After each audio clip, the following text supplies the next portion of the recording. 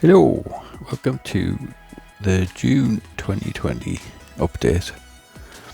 Going to do things a little bit differently for this one. Instead of giving an overview of all the fish and how they are getting on, I thought it would be useful to go over some of the thoughts in how I set this tank up, and why I came to some of the decisions that I did.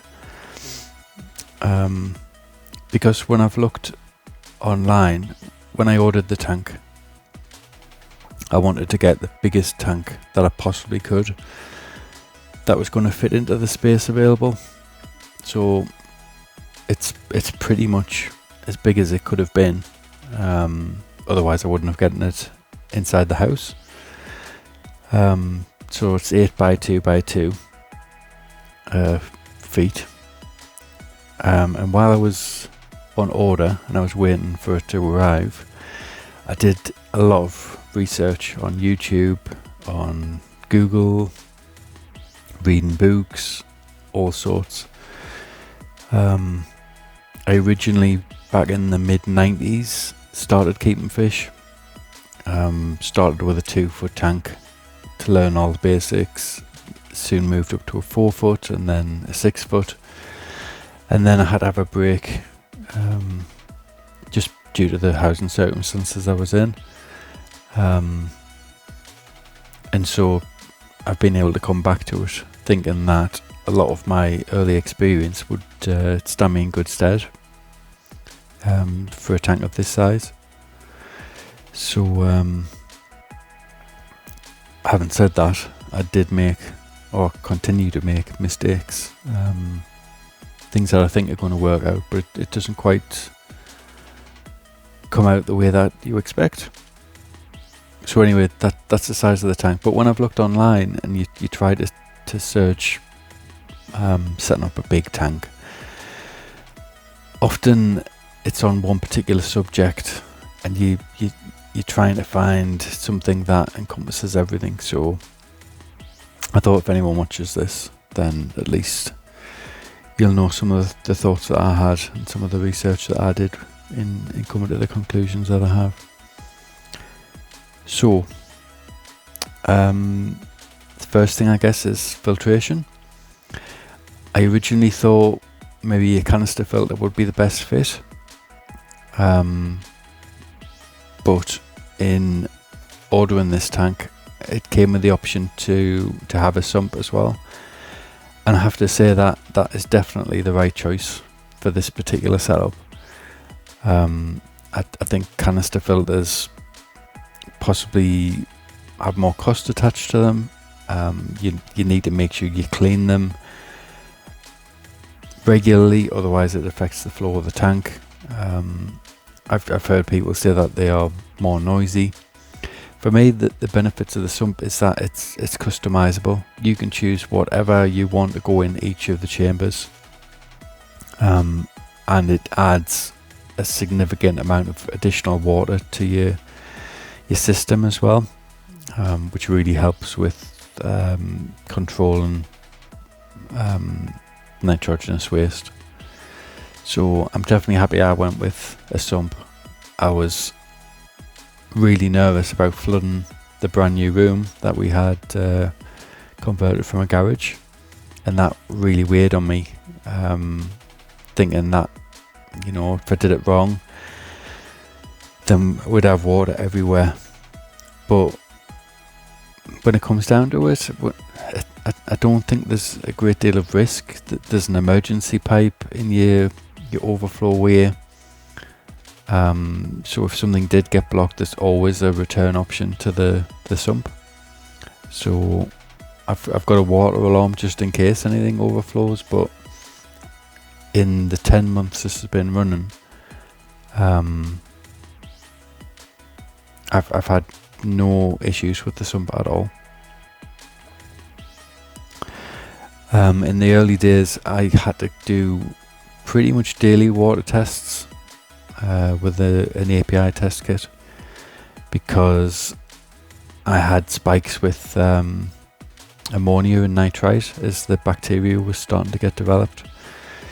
So you definitely have to be careful of how much fish you add, how quickly. I initially went with a small selection of mollies and platies and stuff like that, and that worked out quite well. But early on I did start to experience spikes in ammonia and nitrite. To get around that, I stopped adding fish for one thing.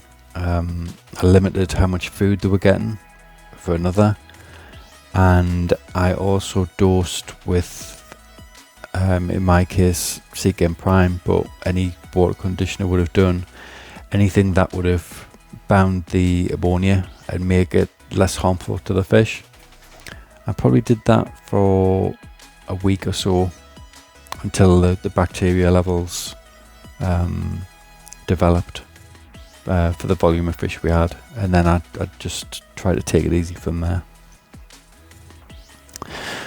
In terms of substrate, I had a look at what was I going to pick: sand, gravel, black sand, black gravel, what was going to work best, because depending on the type of fish you get, it can impact the colours that they display. In the end I went with sand, because I was hoping that I would maybe get at least one stingray, but I'm not even sure that as big as this tank is that I'd be able to get a stingray. But anyway, sand for me turned out to be the best option, because any waste, any leftover food, the sand is so compact that it just sits on the top, so it's easy to get out with a gravel vacuum when you do your water changes, or if you need to do something in between. It works so well. Whereas gravel, you can get bits of food, bits of waste that go between the cracks, and it just sits there and decomposes, and it can add to the quality of your water. So that was definitely a right choice for this tank, having sand. And yeah, in terms of the plants, it doesn't hold any nutrients, much like gravel doesn't. But I haven't really had any problems with the plants taking root or trying to. What I ended up doing was, in the far right and the far left, I created a little bit of a barrier with rocks and filled that with gravel, and then put the sand on the top, thinking that I could put root tabs into the gravel and that would be a better system for the plants to take root. And that has worked to some extent, but the gravel does mix with the sand really easily. The fish can knock it about when they're rummaging for food, so you've got to bear that in mind. But I don't mind the odd bit of gravel mixed in with the sand, because it makes it a little bit more natural. But yeah, I've had no problems with this substrate. Rocks and wood, went with Dragonstone just because I thought it looked the most. It just looks so unique. It was a complete pain to clean when I got it home, and you clean this, it's full of clay, and it took me ages with a toothbrush to go into every little crevice on the rock. So bear that in mind if you do get it, unless you're happy just to chuck it in as it is. But again, I think that was the right choice, if not slightly an expensive one. It's inert as well, so it doesn't affect the water parameters at all. The wood, we chose what we were told was called Millennium Wood, and I've seen some horror stories about this wood leaching so much stuff into the water column that it affects the health of the fish. When I first got this wood, it was soaked in the bath for 8 weeks, because there was a delay in getting the tank, and certainly initially the water was so dark with the tannins coming out of it, and it had a fungus on the first 2 weeks that I had to scrub off every day and change the water. So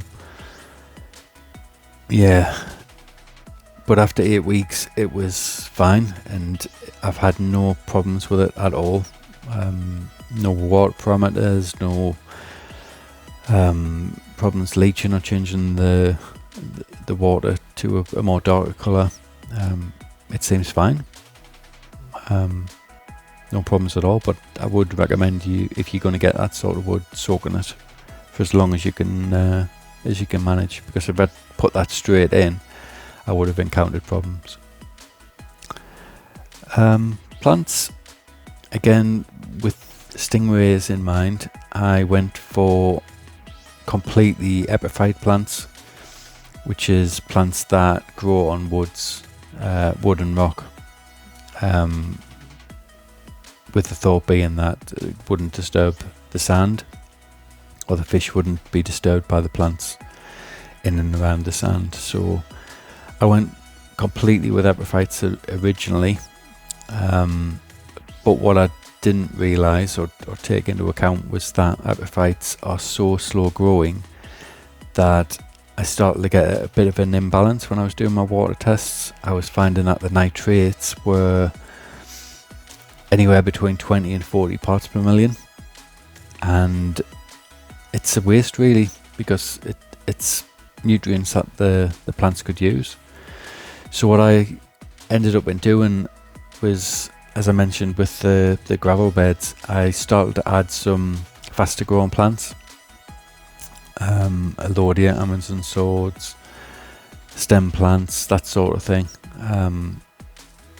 and so far they seem to be doing okay.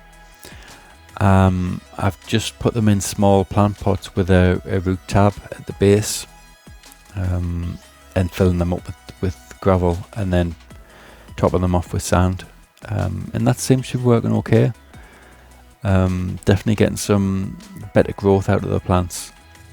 I would have recommended though that you do need something additional other than the nitrogen from the waste. You do need the trace minerals that they need to grow as well. So originally I wasn't really bothering with fertilizer, and I didn't see a significant amount of growth at all, regardless of the fact that they were epiphytes. So I've switched to putting in probably half a measure of fertilizer, just to keep that regularity of nutrients going in, and I've also put iron in, and that seems to be working quite well. Certainly those stem plants are growing, and I need to trim them maybe once a fortnight, or once a month depending on the plant, and replanting them. So yeah, bear that in mind with the plants. Last thing on the list probably is to do with fish, and I suppose this is the easiest mistake to make, which is overstocking too quickly or getting fish that aren't compatible for the tank that you've got. Very easy mistakes to make. It's something you learn in time, but sometimes you can get a fish that's completely aggressive, and acts out of character from what the majority of that species does. Sometimes it's just blind luck with what you get. I would say that you will lose a fair proportion of the fish that you buy through no fault of your own, not through making mistakes. It's a case of maybe weak genetics and that fish being constantly bred over and over and over again in captivity, or it might have been ill when you bought it.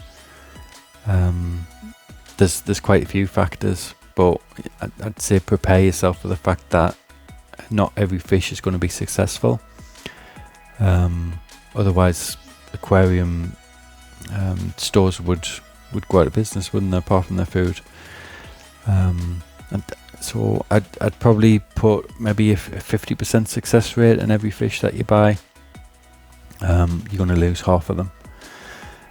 You got to remember that some of them don't have long life cycles anyway, certainly the smaller ones. So I would keep all that in mind when you're buying fish. I don't have the capacity to have a quarantine tank, but I would definitely say, in my experience so far, it will be something, if you can do it, then do it, because it just, the amount of times I brought a fish home and then all of a sudden there's an outbreak of white spot or something that then starts to go around the whole tank, and then you're at risk of losing like small groups in one go. And the first time that happened, it was one of my favourite fish that died as a result. So if you can have a quarantine tank and assume that the fish you bought have got something that needs to be taken care of before you put them into your main community, I would highly recommend you do that. It'll save you a lot of hassle in the long run. Myself, I try and be vigilant in the store when I'm buying fish. You know, is it active? Is its fins okay? How's it interacting with the other fish? That sort of thing. But even then, you can get them home, and even the stress of the journey home can end up costing that fish its life. So whatever you can do to mitigate the risk of losing the fish, if you can do a quarantine tank, then it's definitely worth doing. And if not, you're taking a risk every time. But those are the main things that I can think of that helped me. I don't think there's a formula that you can apply that would help you make your decisions, as in, you know, X amount of fish, Y amount of plants equals success. It's not as simple as that. The volume of water, how much food you put in, how big the fish get, how quickly they grow, how much waste the plants take out of the water, how quickly they grow, when you do your water changes, all of these things come into play. It's almost like an infinite number of factors will come together. So all you can do is try things. You will make mistakes, and just try and learn from them. That's the best advice I can give. Anyway, I'll shut up now. So if you've watched the full thing, thank you very much. I'll go back to normal updates next month.